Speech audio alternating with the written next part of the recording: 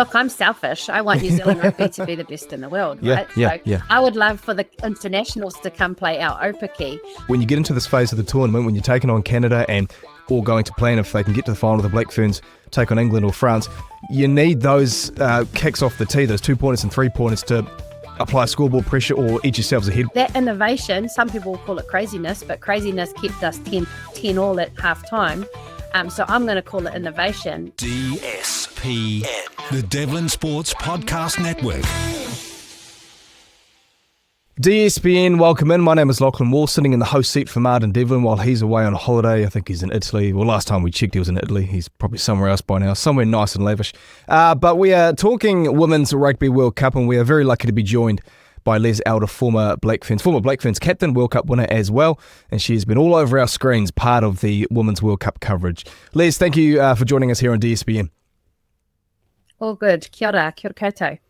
This game this weekend, my first question was going to be, I was sort of doing some prep last night thinking how great, wonderful, can't wait, absolutely excited for Canada. There is a little bit of a negative side to it with the unfortunate news that we won't have Jorja Miller for this game, who has just been such a great player for the Black Ferns in a short time in the 15s and has really, you could say, lived up to the hype. I mean, that's a pretty big blow for this team, isn't it? Absolutely. Like, I think when I speak of injuries, I often balance it out with, well, there's this person who's that kind of quality to replace. And absolutely is the case with Leila Sae and Kennedy Tukuafu. But this is a significant blow. Like, she is a big loss. She plays such a vital part in how this team unlocks their attack. So losing her, we kind of do lose that sort of X-factor attack on the edges and even through the middle. Yeah, X-factor. I mean, she's someone who I think in a lot of sports, it's really great to have this type of person where they're multifaceted, and it can something be as simple as they have the ball and the defence is forced to think about different things. Is she going to do that or that or that or whatever? So even, being on the field, let alone actually having a great game, which is what she tends to do at the moment, that can just be enough to keep the defence on their toes. So yeah, just a big loss. Yeah, absolutely. Like like you said, she will plant seeds in defensive minds, and defense will change things because she's so unpredictable as well.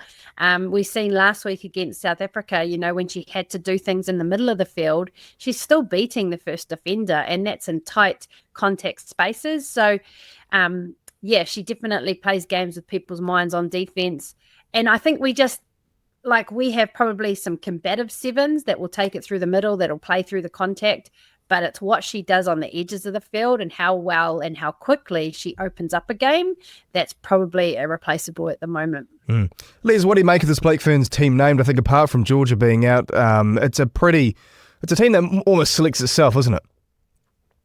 Yeah, I think we were building towards this team. I think obviously with her, if all injuries aside, if everyone was available, she would be in there, and I think Laura Bayfield would be in there.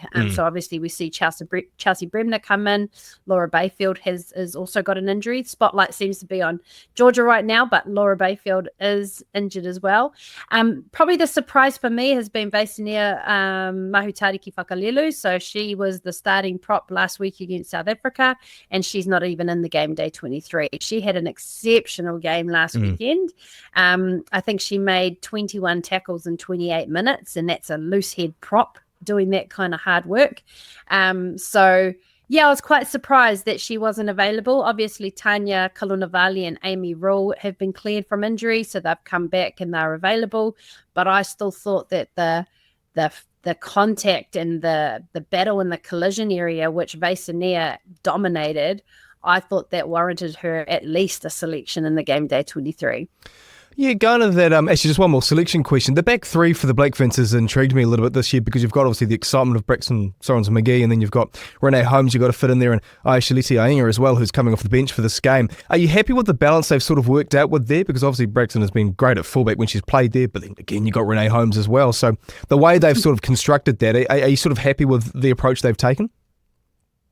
I get it. I think coming into this Rugby World Cup, I would not have thought that Aisha Leti-Ainga would be on the bench. No.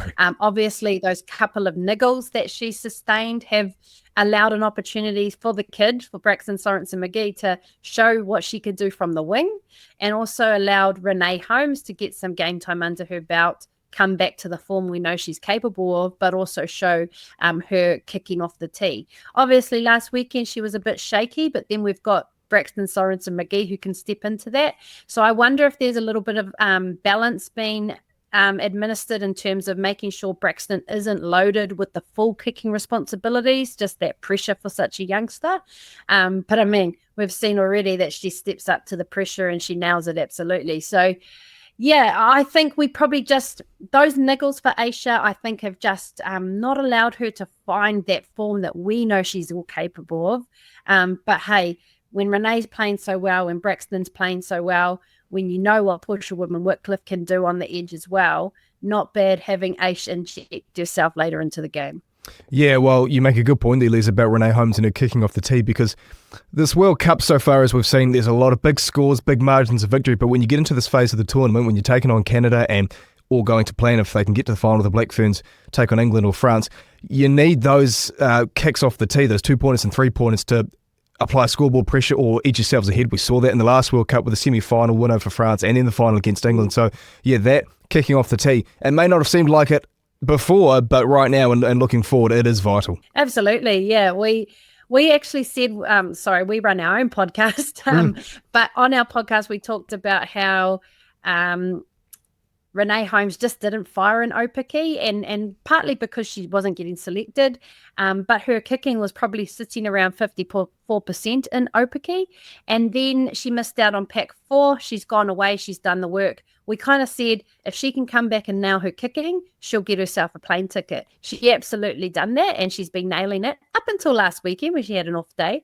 But that has, I mean, her story of fighting to get back into the team is pretty amazing, because she's gone from not making Pacific 4 to then going, home, doing the work, and then coming back and just, yeah, she's doing so well. But her boot is very crucial, and it's awesome too that we have Braxton if anything goes wrong there. Yeah. Liz, what did you make of the win over South Africa in the quarterfinals? First half was a bit nervy, and geez, that was only a matter of hours that first half was taking place, that we'd been pumped by South Africa and Wellington in the men's rugby championship. But then obviously the second half went to plan. We were able to get sort of return serve over South Africa, if you will. But yeah, what did you make of that quarterfinal? Oh, absolute innovation from South Africa. I think, like, from our point of view, absolutely we started slow, and I think we were shell-shocked. I think we were kind of like, we've never seen this in our rugby careers, and we don't know how to combat it. When was the last time you seen a scrum maul? When was the last time you seen a 2-woman lift in a line out, or 15 women in a line out? That innovation, some people call it craziness, but craziness kept us 10 all at half time. So I'm going to call it innovation. We can't take away that from South Africa. They came out and absolutely shocked us. What I loved about that game, though, from a Black Ferns perspective, is they went into the half. They obviously had a blasting, and they came out a whole different team. So they faced some adversity. They were absolutely shocked, and then they turned that around within 12 minutes of a halftime and put out the display that we know they're capable of. But I thought that match was crucial. We needed to be tested physically. Our defense needed to be stretched, and we needed to be beaten up, because that's what's going to happen in these coming games, especially on Saturday. Is it ideal prep, do you think? You've sort of semi-answered it there, Liz, but do you think it's ideal prep for Canada, which is a step up? I mean, I look at the women's World Rugby, there is a little bit of a gap between maybe the top 4 or 5 and then the rest. So when you get to the semis, it feels like it's a natural uptick and challenge, if you will, for the Black Ferns. You can't really help who you face, and you can't really help the standard of opposition. But do you think that is a sufficient sort of test for this team ahead of Canada?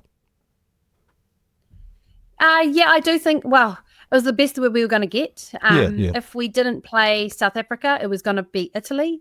And I don't think Italy would have been as challenging as South Africa were. I think because South Africa play a very forward-dominated game, we had to muscle up front. We had to compete in the collision, and that's exactly how how Canada, and if we go through from this weekend, how England play. They've got strong forwards. So yeah, I think it was what we needed.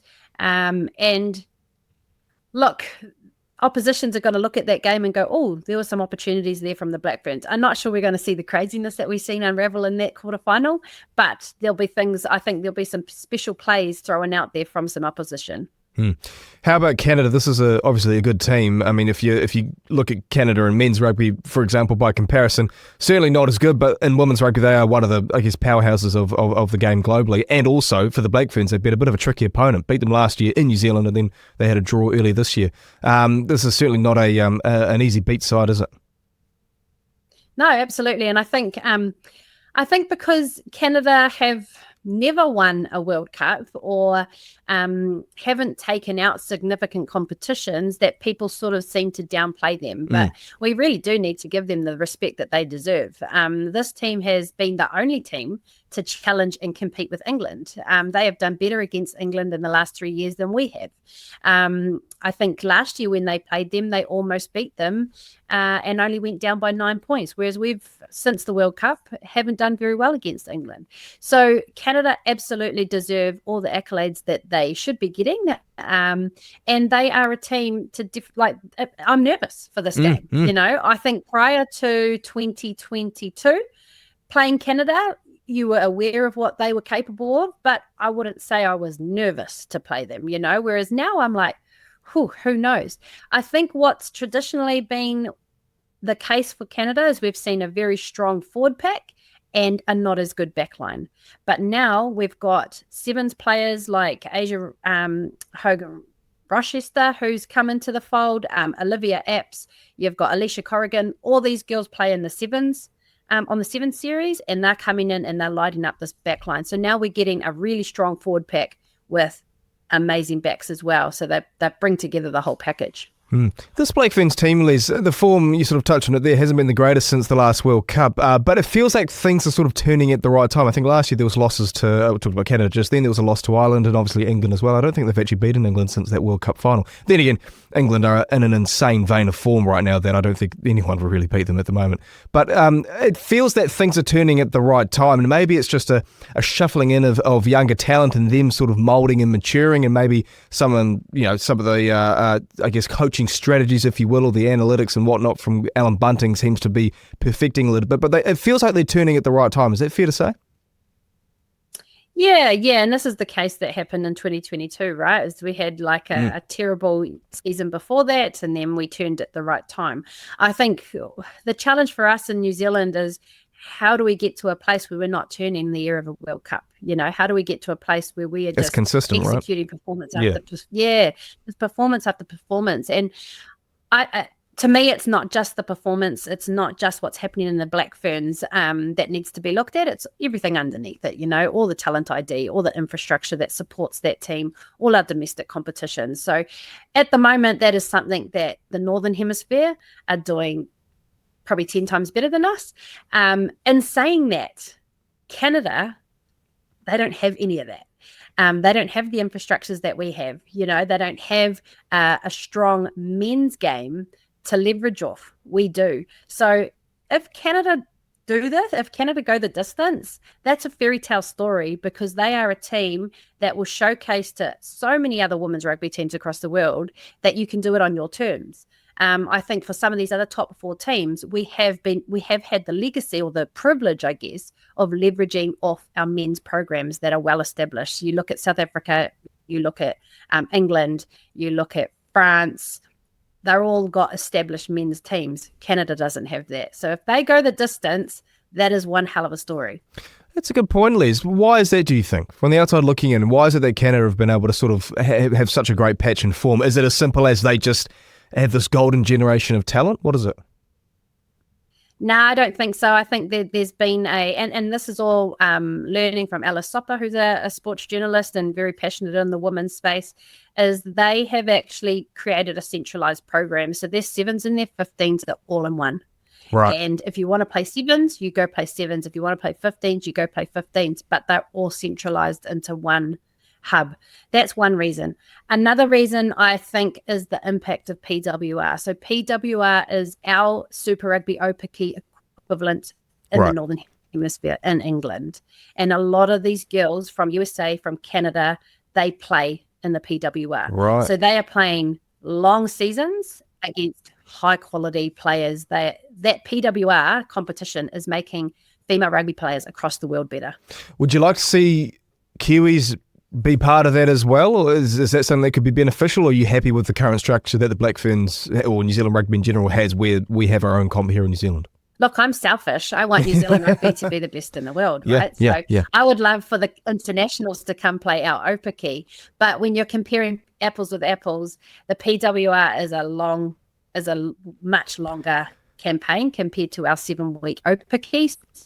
So the carrot is definitely looking like going over there. And to be honest, we've had Amy Rule, Georgia Ponsonby and Alana Bremner, who have all signed to go play in the PWR next year. Leah's give me a couple of predictions for this weekend. First off, tell me England-France. Who's winning that one?